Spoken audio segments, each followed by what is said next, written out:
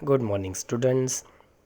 वापस जो दो टॉपिक बचे थे, पैरासाइटिज्म और म्यूचुअलाइजेशन, वो हम शुरू करते हैं। तो 16 नंबर के पेज नंबर पे पैरासाइटिज्म, थोड़ा बहुत तो आपने पैरासाइटिज्म के बारे में पढ़ रखा होगा। थोड़ा बहुत ये इन्फॉर्मेशन को कलेक्ट करके सिंक्रो करके एक साथ दिखाया गया है। तो देखिए, पैरासाइट्स का मतलब क्या है। पैरासाइट्स का मतलब है ऐसे ऑर्गेनिज्म जिनको कोई होस्ट चाहिए रहने के लिए।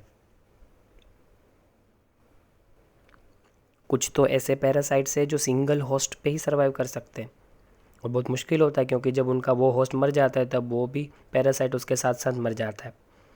पर इसी चक्कर में काफ़ी पैरासाइट्स ने अपना ऐसा मैकेनिज़्म डेवलप किया है कि जिससे वो एक साथ बहुत सारे होस्ट को इन्फेक्ट कर सकें या उस पर सर्वाइव कर सके। इसलिए क्या, एक होस्ट के मरने के बाद भी उनके पास बहुत सारे ऑप्शन और खुले रहते हैं कि किसी और होस्ट के साथ भी वो लोग रह सके।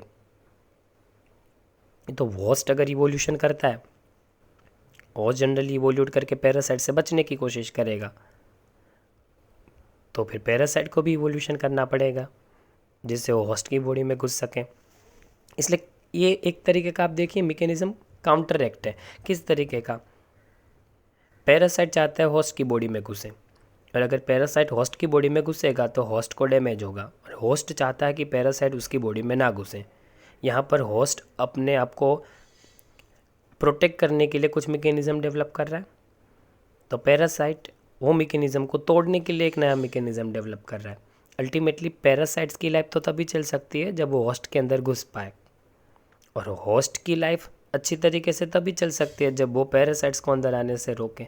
तो दोनों अपनी लाइफ को बचाने के चक्कर में इवोल्यूशन करते जा रहे हैं, नया मैकेनिज़्म डेवलप करते जा रहे हैं। जीतता वही है जो ज़्यादा स्ट्रेंथफुल होता है, जो स्ट्रॉन्ग होता है। तो देखिए, पैरासाइट्स क्या एडेप्टेशन करते पहले वो देखते हैं। होस्ट के अंदर घुसने के लिए पैरासाइट को कुछ करना पड़ेगा सर्वाइवल के लिए, तो उन्होंने ऐसा क्या किया जिससे वो होस्ट से अपना सर्वाइवल कर सके या फिर फूड ले सके। तो सबसे पहले तो देखिए, लॉस ऑफ सेंस ऑर्गन्स। जब पैरासाइट्स को रहना होस्ट के साथ चिपक के ही है, तो उनको सेंस ऑर्गन्स की क्या ज़रूरत।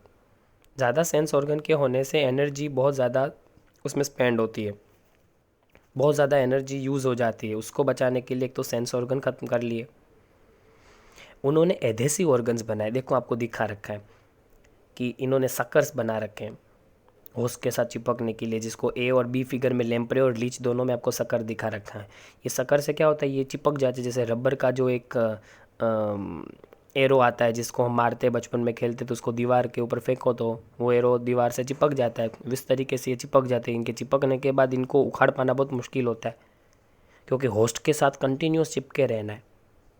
Loss of digestive system, digestion करके क्या करेंगे, क्योंकि उनको होस्ट से ऑलरेडी डाइजेस्टेड प्रोडक्ट ही लेनी है। इनको कुछ डाइजेस्ट करने की ज़रूरत नहीं है, ऑलरेडी होस्ट से डाइजेस्टेड प्रोडक्ट ही लेते हैं। जो इंटरनल हम देखें कि जो बॉडी के अंदर रहने वाले जो भी पैरासाइट्स होते हैं छोटे छोटे, उनके पास तो डाइजेस्टिव सिस्टम भी नहीं होती। कुछ तो यूनिसेल्युलर पैरासाइट्स हैं, उनमें तो वैसे भी नहीं होगी। और जो कुछ है बाकी के जो डेवलप्ड हैं जैसे लीच है, तो उनमें डाइजेस्टिव सिस्टम वीक होगी, इतनी हाईली डेवलप नहीं, क्योंकि उनको कंप्लीट डाइजेशन करने की ज़रूरत ही नहीं है क्योंकि होस्ट से खाना ले रहे। पर रिप्रोडक्टिव कैपेसिटी बहुत हाई है क्योंकि इनकी पॉपुलेशन, अपनी पॉपुलेशन बढ़ाने के लिए होस्ट में से खाना लेकर फिर और ज़्यादा फटाफट से रिप्रोडक्शन करते रहते हैं। तो पैरासाइटिज्म में ये हमने जो भी पढ़ा वो था एडप्टेशन। पैरासाइट्स क्या करेंगे, जैसे एक लाइफ साइकिल देखते हैं पैरासाइट्स की। तो ह्यूमन लीवर फ्लक है, देखो आपको फिगर में भी दिखा है, ये लीवर में रहता है इसलिए इसको ह्यूमन लीवर फ्लक कहते हैं। और इनके दो होस्ट हैं, ये स्नेल में भी रहता है और फिश में भी रहता है और फिर ह्यूमन में आता है। अल्टीमेटली इंटरमीडिएट होस्ट दो है, स्नेल और फिश, पर मेन होस्ट उसका ह्यूमन। इसका मतलब ये तीन टोटल होस्ट में से अपनी साइकिल घुमा के बाद में आता है स्नेल, फिश और ह्यूमन, तब इनकी लाइफ साइकिल कंप्लीट होती है। और मेलेरियर पैरासाइट में हम जानते हैं कि मॉस्किटो इसका कैरियर है। इसका मतलब मलेरिया का पैरासाइट जो भी आपको दिखा है जिसका नाम प्लाज्मोडिया है, चैप्टर 8 में उसके बारे में डिटेल में पढ़ेंगे, ये मॉस्किटो को व्हीकल बनाता है और मॉस्किटो के ज़रिए हमारे अंदर फैलता है। हमें पता है कि मॉस्किटो में काटते हैं उसके बाद मलेरिया होता है। तो इसके दो होस्ट हो गए, एक मलेरिया फैलाने वाला मॉस्किटो और दूसरा ह्यूमन। जनरली पैरासाइटिज्म कंपटीशन की तरह ही है एक तरीके का। पैरासाइटिज्म प्रिडेशन जैसा है एक तरीके से। पैरासाइटिज्म में पैरासाइट्स को तो डेफिनेटली फ़ायदा होता है, क्योंकि उनको बहुत से फूड मिल जाता है, रहने के लिए जगह मिल जाती है, रिप्रोडक्शन कर लेते हैं। पर उससे होस्ट को हार्मफुल इफ़ेक्ट होती है। कई बार होस्ट सर्वाइव नहीं कर पाते, कई बार होस्ट मरने लगते हैं। इससे हो सकता है कि होस्ट की पॉपुलेशन डेंसिटी कम होती जाए, इनका ग्रोथ कम हो जाए, होस्ट का रिप्रोडक्शन लोअर लेवल पे होने लगे। और कुछ तो उनको इतने वीक बना लेते होस्ट को कि जिसकी वजह से वो होस्ट अपने प्रेडेटर का फिर प्रे शिकार बन जाता है, और कई बार डेथ तक भी पहुंचा देते। कुछ पैरासाइटिक इन्फेक्शन ह्यूमंस को डेथ तक पहुंचा देते। जैसे हम मानते हैं कि जो वायरल इन्फेक्शन है, जैसे फ़िलहाल HIV वायरस जो है, कोरोना है, ये एक तरीके के पैरासाइट हुआ, वायरल पैरासाइट्स हैं, ये इंसान को डेथ तक पहुंचा सकते हैं। तो ये हमने जो देखा वो था लाइफ साइकिल्स। इसके बाद देखते टाइप्स। 2 तरीके के पैरासाइट, एक जो होस्ट के बाहर, बॉडी के बाहर चिपक के रहते हैं, एक जो अंदर रहते हैं। जो बॉडी की एक्सटर्नल सरफेस या बॉडी के बाहर चिपक के रहते हैं उनको एक्टो पैरासाइट बोलेंगे। एक्टो मतलब बाहर की तरफ का, बाहर की तरफ रहेंगे एक्सटर्नल सरफेस पे। जैसे ह्यूमंस की स्किन पे चिपक जाए लीच जो है वो, टिक्स है वो डॉग की स्किन के ऊपर। आप डॉग को देखना, डॉग के ऊपर बहुत छोटे छोटे इंसेक्ट चिपके हुए होते हैं, वो टिक्स होते हैं। कुछ फिशिस होती है, उसकी बॉडी के ऊपर भी ऐसे चिपके हुए होते हैं ऑर्गेनिजम्स। और आपको कसकत्ता दिख रहा है, देखिए वो येलो कलर के जो धागे दिख रहे हैं ना, जो प्लांट को लिपटे हुए, वो एक्टो पैरासाइट है, क्योंकि वो प्लांट के अंदर तो नहीं है पर प्लांट के ऊपर ऐसे बिखर गए, और वो अपने रूट्स प्लांट के अंदर डाल देते हैं। और कहा जाता है कि ये जो है उसको अमर अमर भी कहा जाता है, इमोर्टल। इसको गुजराती में, हिंदी में अमर वेल बोलते हैं, क्योंकि ये जिस प्लांट पे छा जाती है उस पर इतने फाइबर जैसा है, एकदम वेब या मेश बन जाता है पूरा फाइबर का, और फिर वो प्लांट धीरे धीरे सूखने लगता है। ये बॉडी के बाहर की तरफ से चिपके रहते हैं। आपको आई के अंदर देखो दिख रहा है, जो आई से चिपके हुए हैं। पहले फ़ोटो में फ़िश की आई से चिपके हुए ऑर्गेनिजम्स दिख रहे। दूसरे फ़ोटो में आपको वो क्लाइंबर जो है, जो कसकत्ता है, वो आपको प्लांट के ऊपर चिपका दिख रहा है। और ह्यूमन को इन्फेक्ट करने वाले जो है, ये आपको लाइस दिखाई है। बाकी लीचीज भी होती है, वो भी ऐसे बॉडी के बाहर ही चिपक जाती है स्किन से। तो पहले तो कसकत्ता देखें, येलो कलर का दिख रहा है क्योंकि उसके पास क्लोरोफिल नहीं है, और दूसरा धागे जैसा ही दिख रहा है क्योंकि लीव्स भी नहीं है। क्योंकि उसको लीव्स का करना क्या है, क्लोरोफिल तो फोटोसिंथेसिस के लिए चाहिए, इनको खुद फूड बनाए नहीं, ये तो पैरासाइटिक प्लांट है। बाकी प्लांट्स को हम ऑटोट्रॉफिक बोलते हैं, पर सारे प्लांट ऑटोट्रॉफिक नहीं है। कसकत्ता प्लांट है फिर भी ऑटोट्रॉफिक नहीं है, ये पैरासाइटिक प्लांट है। ये जिस प्लांट के ऊपर चिपकता है उस प्लांट से ही सारा न्यूट्रिशन खींच निकालता है, इसलिए इनको खुद के लीव्स की ज़रूरत नहीं है, खुद फोटोसिंथेसिस करेगा ही नहीं, इसलिए क्लोरोफिल की भी नहीं। Female mosquito is not considered a parasite because it needs our blood only for reproduction, not as food। कई बार हमें लगता है कि फीमेल मॉस्किटो हमारा ब्लड पीते हैं। जनरली ये ना पता हो तो बता दूँ कि मेल मॉस्किटोज जो फ्लावर होते हैं उनसे नेक्टर सक करते हैं, पर जो फीमेल मॉस्किटोस हैं उनको रिप्रोडक्शन प्रोसेस के लिए, अपने बेबी को नरिशमेंट के लिए ह्यूमन ब्लड चाहिए, इसलिए वो जनरली काटते हैं। इनको पैरासाइट नहीं बोल सकते क्योंकि वो रिप्रोडक्शन के लिए ही ब्लड सक कर रहे, फूड की तरह नहीं। हम जनरली उन्हीं को पैरासाइट बोलेंगे जो होस्ट पे फूड के लिए डिपेंडेड है, उन्हीं को पैरासाइटिक कैटेगरी में डाला है। तो फीमेल मॉस्किटोज नहीं आएगी। इसका मतलब जो भी काटते हैं हमें वो फीमेल मॉस्किटो ही होते हैं, मेल नहीं काटते। और फीमेल मॉस्किटोज जो काटते हैं वो इसलिए काटते हैं क्योंकि वो रिप्रोडक्शन के लिए ब्लड चाहते हैं, इस वजह से। वो अपने फूड के लिए नहीं, उनका फूड कहीं और है, उनका फूड कुछ और चीज़ है, ब्लड वो रिप्रोडक्शन के लिए सक कर रहे हैं। दूसरे जो बॉडी के अंदर रहते हैं ऐसे पैरासाइट, बॉडी के बाहर नहीं चिपक के रहते, अंदर, एंडो मतलब अंदर। कहाँ कहाँ रह सकते हैं, जैसे लीवर में रह रहे, किडनी के अंदर रह रहे, लंग्स में रह रहे, RBC के अंदर घुस के रह रहे। और इनकी लाइफ साइकिल बहुत ही कॉम्प्लेक्स होती है। मोस्टली यूनिसेल्यूलर होते हैं या मल्टी सेल्यूलर होते हैं। तो जैसे राउंड वर्म्स मल्टी सेल्यूलर है, टैपवर्म मल्टी सेल्यूलर है, लीवर फ्लक मल्टी सेल्यूलर है। पर ये जो प्लाज्मोडियम है, जो वायरस है, जो बैक्टीरिया है, वो एंडोपैरासाइट ही हुए, पर वो यूनिसेल्यूलर है। कहते हैं कि इनकी सिंपल मॉर्फोलॉजी होती है, एकदम बॉडी स्ट्रक्चर एकदम सिंपल सा, एनाटॉमिकल फीचर एकदम सिंपल से, पर रिप्रोडक्शन एक्सट्रीम फास्ट करते हैं। ये जो राउंड वर्म्स आपको फ़ोटो में दिखाया है, कहते हैं कि इंटेस्टाइन को ब्लॉक करेगा, जैसे ऐसा लगेगा कि बहुत सारी नूडल्स इंटेस्टाइन से निकल रही, इतने सारे राउंड वर्म्स एक इंटेस्टाइन से पाए जा सकते। इसका वीडियो भी आपको यूट्यूब पे मिलेगा। टेप वर्म इंटेस्टाइन में रहता है, राउंड वर्म इंटेस्टाइन में रहता है। ह्यूमन लीवर फ्लग, ये लिम्फेटिक सिस्टम से होता हुआ फिर चला जाता है, सॉरी ये हमारी बॉडी में लीवर में जाके रुक जाता है, और इसका अंदर एंटर होने का जो तरीका है वो ब्लड हो सकता है, ब्लड से बॉडी के अंदर एंटर होता है और फिर लीवर तक पहुंच जाता है। और जो लिम्फेटिक सिस्टम में ग्रो करता है वो हम चैप्टर 8 में पढ़ेंगे, फिलारियोसिस, जिसको हम कहते हैं एलिफेंटियासिस, एलिफेंट जैसा पैर हो जाना। उसके जो वर्म्स है वो जनरली लिम्फेटिक सिस्टम के ज़रिए बॉडी में घुसते हैं। तो ये ऑर्गेनिज़म, इतने बड़े ऑर्गेनिज़म बॉडी के अंदर रहते हैं और इतने स्पीड से रिप्रोडक्शन करते हैं कि एक बार अंदर घुसने के बाद इनका रिप्रोडक्शन बहुत हेवी हो जाता है अगर उनको बेटर सूटेबल एनवायरनमेंट अंदर मिल गया तो। जनरली टैप वर्म है वो वाटर के ज़रिए आता है, फूड के ज़रिए, ख़राब पानी के ज़रिए अंदर आ जाते हैं। मिट्टी खाने वाले बच्चे होते हैं उनमें राउंड वर्म्स के जो एग्स होते हैं वो बॉडी में चले जाते हैं, उससे उनके लावा अंदर चले जाते हैं और वैसे वो इंटेस्टाइन में पहुंच जाते हैं। तो ये जो था वो था एंडोपैरासाइटिज्म, एक्टोपैरासाइटिज्म। और एक अब बहुत यूनिक टॉपिक है, ब्रूड पैरासाइटिज्म। यहाँ पर ऐसे पैरासाइटिक बर्ड की बात है जो अपने अंडे दूसरों के नेस्ट में रख के आते हैं, क्योंकि खुद उनको इंक्यूबेट नहीं करना चाहते। वो दूसरे के नेस्ट में अपने अंडे छोड़ाते हैं और दूसरे बर्ड उनके अंडों को इंक्यूबेट करते हैं।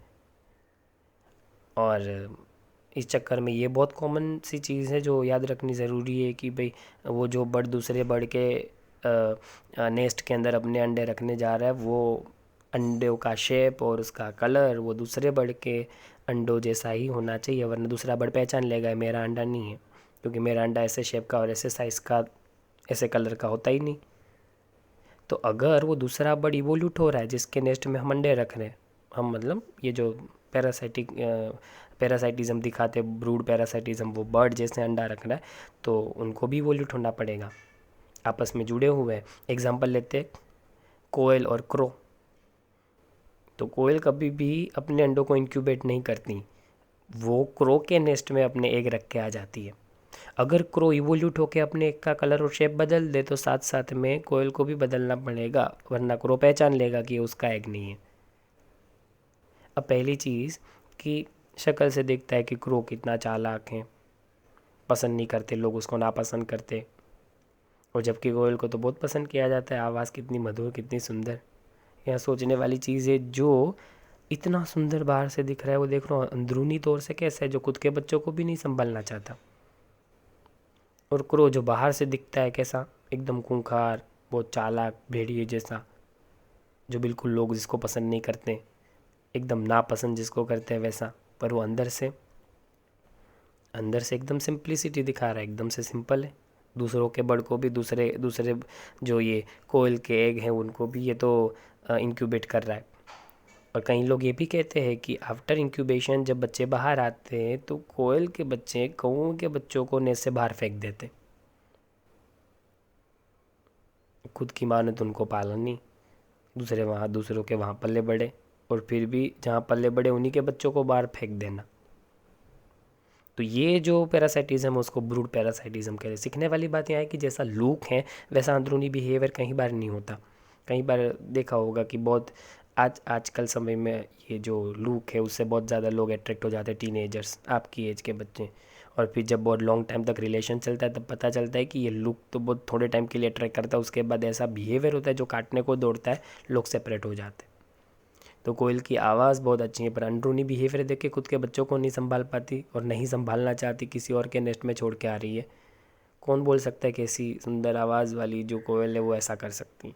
और क्रो का देखिए, खुद के बच्चों के साथ वो कोयल के बच्चों को भी पालता है। तो बोलते कि लुक मैटर नहीं करता, कई बार ऊपर से दिखता कुछ और है और अंदरूनी तौर पे दिखता, अंदर से होता कुछ और है। तो जो इनर वे में छुपा हुआ बिहेवियर है, जो इनर पर्सनालिटी है, वो एक्चुअल ह्यूमन है या फिर जो एक्चुअल पर्सनालिटी है, उसको जानना ज़रूरी है। बाहरी चीज़ें जो दिख रही हो सकता है एक दिखावा हो, जो सोसाइटी में ज़्यादा एक्सेप्टेबल हो वैसा दिखावा कर रहे हो, जिससे ज़्यादा एक्सेप्ट हो सके, ज़्यादा अच्छा पोस्ट, ज़्यादा अच्छी चीज़ें, ज़्यादा जो अपॉर्चुनिटीज़ हैं उसको पा सकें। तो यहाँ से यही सीखने को मिलता है नेचर का जो ये ब्रूड पैरासाइटिज्म है उससे। यहाँ तक पैरासाइटिज्म तो यहाँ तक इतना ही था। उसके बाद लास्ट टॉपिक जो बाकी है इंटरेक्शन में, वो म्यूचुअलाइजेशन, म्यूचुअलिज्म, सिम्बायोसिस। तो म्यूचुअलिज्म क्या है? एक ऐसा रिलेशनशिप जिसमें दोनों का फ़ायदा है। मैंने बोला था एक बेस्ट फ्रेंडशिप जैसा, जिसमें दोनों फ्रेंड आपस में एक दूसरे को इस तरीके से हेल्पफुल हो रहे हैं कि जिससे दोनों एक दूसरे को फ़ायदा पहुंचा सके, दोनों एक दूसरे को फ़ायदा दे सके, दोनों साथ साथ में आगे बढ़े एक दूसरे की हेल्प करते हुए। ये एक म्यूचुअलिस्टिक रिलेशन है, म्यूचुअल रिलेशन है एक, इसलिए नाम म्यूचुअलिज्म आया। साथ साथ में आगे बढ़ना, एक दूसरे का फ़ायदा करते हुए, एक दूसरे को सपोर्ट करते हुए। लाइकेन का एग्जांपल है, लाइकेन का एग्जांपल 11th में पढ़ चुके हैं। लाइकस मतलब फंगस और एल्गी, इन दोनों का कॉम्बिनेशन। जहाँ पर एल्गी है वो क्या करती है, फोटोसिंथेसिस, और फंगस है वो पानी लेके देती है एल्गी को। दोनों साथ साथ में सर्वाइवल कर लेते। साइनोबैक्टीरिया भी कई बार एल्गी की जगह लाइकेन के अंदर सिम्बायोसिस कर लेते। वो कॉम्बिनेशन में फंगस और साइनोबैक्टीरिया का कॉम्बिनेशन होता है। माइकोराइजा, ये भी पढ़ लिया 11th में ऑलरेडी। कुछ फंगस हायर प्लांट्स के रूट में पाई जाती है। सेकंड फिगर में आपको दिखा है, पहले दो फिगर जो आपको दिखा है वो लाइकेन के हैं, और सेकंड फिगर जो है जिसमें रूट्स दिखा रखे हैं बहुत सारे, ढेर सारे 66 नंबर के ये पेज है या पीपीटी है। ढेर सारे आपको फाइबर्स दिख रहे फंगस के, और इस फंगस का नाम माइकोराइजा है। ये कुछ हायर प्लांट्स के रूट्स में पाए जाते हैं, और वो प्लांट्स को फ़ायदा करते हैं क्या? फंगी का स्ट्रक्चर, फंगी में फाइबर स्ट्रक्चर होता है और उसको हम हाइफे कहते हैं। इनके हाइफे की वजह से सरफेस एरिया इतना बढ़ जाता है कि वो सोइल से ढेर सारे मिनरल्स और ढेर सारा पानी एब्जॉर्ब करने लगते हैं, और बदले में प्लांट उस फंगी को कार्बोहाइड्रेट देता है जो मेनली फूड है, एनर्जी। तो फंगी को खाना मिल गया, प्लांट को एक्स्ट्रा मिनरल और वाटर मिल गया। और कहा जाता है कि जब तक फंगी रूट्स में होती है तब तक कोई दूसरी पैरासाइटिक जो स्पीशीज़ है, ऑर्गेनिज्म है, वो रूट में जनरली इन्फेक्शन नहीं कर पाते, इसलिए प्लांट को इन्फेक्शन से भी प्रोटेक्शन मिल गया। तीसरा एग्जांपल देखिए, mutualism between plant and animal. अब ये पोलिनेशन का और सीड डिस्पर्जल का एक एग्जांपल है, फिग ट्रीज और वास्प। फिग के बारे में तो पता होगा, एक फ्रूट कैटेगरी है, ये फ्रूट है, एक प्लांट है जो फ्रूट देता है। तो फिग में तो ढेर सारे प्लांट है। तो फिग और वास्प बहुत फेमस है। कहते हैं कि ये फिग स्पीशीज़ पोलिनेशन करती है अपने पार्टनर वास्प से। आपको वास्प भी दिखा है बाजू में, एक छोटा सा एक बगल में इंसेक्ट दिखा है ब्लैक कलर का, वो वास्प है। और जो दिखाया फ्रूट वो फिग है। अब ये वास्प जो है वो फ्लावर में से पोलिनेशन करते, पोलिनेशन के बाद बनते फ्रूट, और वो फ्रूट के अंदर घुस के होल करते फ्रूट के अंदर, और उसके अंदर घुस के उस फ्रूट के अंदर अपने एग देते हैं। और जब वो एग से बच्चे बाहर आते हैं तो फ्रूट के अंदर ही उनके बच्चे एग में से बाहर आने लगते, जबकि वो बच्चे फ्रूट के अंदर ही बाहर आते तो फ्रूट का अंदर का पार्ट खाने लगते, और फिर फ्रूट खोखला हो जाता है, क्योंकि अंदर जो एग रखे थे वास्प ने उसमें से ढेर सारे बच्चे बाहर आए, और वो बच्चों ने अंदर से फ्रूट को खा लिया, फ्रूट खोखला हो गया और फ्रूट गिरा प्लांट से नीचे। क्योंकि फ्रूट खोखला हो गया था तो पूरा खुल गया, और फ्रूट के अंदर के जो सीड थे वो ज़मीन के ऊपर बिखर गए, जिसको हम सीड डिस्पर्जन कहेंगे। इससे फ़ायदा ये होगा कि आजू बाजू में नए प्लांट ग्रो होने लगेंगे फिग के। इस तरीके से फिग ट्री अपना पॉपुलेशन बढ़ा रहा है। और वास्प को क्या फ़ायदा हो गया? एक तो फिग ट्री का सबसे बड़ा फ़ायदा अपना पॉपुलेशन बढ़ रहा है, और वास्प उसको पोलिनेशन करके दे रहा है। वास्प का सबसे बड़ा फ़ायदा कि वास्प को खाने के लिए फूड भी मिल जाता है, और उनके बच्चों को रखने के लिए एक सेफ जगह, एग को रखने के लिए एक सेफ जगह, क्योंकि फिग के अंदर घुस के उनके बच्चों को कौन खाएगा, एग को कौन खा जाएगा। दूसरा एग्जाम्पल ऑर्किड का है। मैंने आपको बताया ऑर्किड में बहुत सारी डाइवर्सिटी आप नेट पे सर्व कर सकते हैं। ऑर्किड कई बार आपको मंकी जैसे दिखते, डांसिंग बॉय जैसा भी एक ऑर्किड है, बम्बल बी जैसा दिखने वाला भी एक ऑर्किड है। ढेर सारे शेप के ऑर्किड्स है जो हम सोच भी नहीं सकते, इतनी डाइवर्सिटी है। पर एक अजीब सा रिलेशन है ऑर्किड का जो बहुत सोचने लायक है, और एग्ज़ाम में भी बहुत बार पूछा जाता है 12th में। बीस और बम्बल बीस जिसको हम कहते हैं पोलिनेशन में मेन इंसेक्ट है वो जो पोलिनेशन करते हैं। सारे ऑर्किड्स रिवॉर्ड नहीं देते अपने पोलिनेटर्स को। कई बार पोलिनेटर्स में क्या फ़ायदा होता है कि जो पोलिनेशन करने वाले इंसेक्ट होते हैं उनमें से उनको पोलन ग्रेन्स खाने को मिलती है, नेक्टर सक करने को मिलता है। इस तरीके से पोलिनेशन का पोलिनेशन हो जाता है और उनको फूड भी मिल जाता है। एक्चुअल में तो फूड को सर्च करने के लिए ही फ्लावर के ऊपर बैठते हैं। पोलिनेशन तो उनको पता नहीं है वैसे हो जाता है, उनको नहीं पता कि वो पोलिनेशन कर रहे हैं, वो अपने आप हो जाता है। वो तो बस एक फ्लावर से दूसरे फ्लावर में नेक्टर सर्च करने के लिए निकले या फिर अपने फूड को सर्च करने के लिए निकले। पर कई बार हर एक फ्लावर के ऊपर बैठने के बाद उनको फूड मिलेगा ही ऐसा पक्का नहीं बता सकते। जैसे सारे ऑर्किड्स अपने पोलिनेटर्स को रिवॉर्ड नहीं देता, फूड नहीं देता। पर यहाँ पर जो एक एग्जांपल है वो बहुत सा अजीब सा है और बहुत ही अच्छा ब्यूटीफुल एग्जांपल कह सकते हैं जिसको। वो हमें एक देखने को मिलता है ओफ्रिस सेक्सुअल डेसिट कहते हैं जिसको। मेडिटेरियन ऑर्किड का नाम है ये ओफ्रिस। आप नेट पे भी लिख सकते हो ऑफ्रिस मेडिटेरियन ऑर्किड, तो उसका फ़ोटो आ जाएगा। तो ये जो ऑर्किड्स हैं, ऑर्किड एक प्लांट है और ऑर्किड के फ्लावर्स बहुत ही ब्यूटीफुल होते हैं। तो ये फ्लावर एग्जैक्टली ऐसा रिसेंबल करता है जैसे आपको उसको देख के ही लगेगा ये फीमेल बी है। इसका कलर, इसकी मार्किंग्स, इनको देख के ही लगता है कि ये कोई फीमेल बी है, हनी बी, फीमेल बी। तो फीमेल बी है ऐसा शेप दिखता है। तो जो मेल बी है वो ये सोचती है कि ये तो फीमेल है, तो उससे वो अट्रैक्ट होती है और अट्रैक्ट होकर उनके साथ रिप्रोडक्शन शुरू कर देती है, जिनको मेटिंग कहते हैं हम।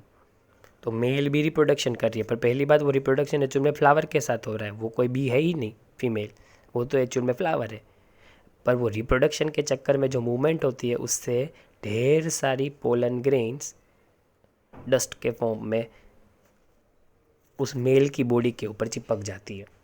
और जब वो मेल वापस किसी दूसरी फीमेल मतलब अगेन फ्लावर उससे अट्रैक्ट होता है, जो भी दिखता है उसको ऐसा कि अरे ये तो फीमेल, दूसरी फीमेल है, तो उससे भी रिप्रोडक्शन के लिए जाएगा। पर एक्चुअल में वो भी एक फ्लावर ही होगा, वो फीमेल नहीं होगी।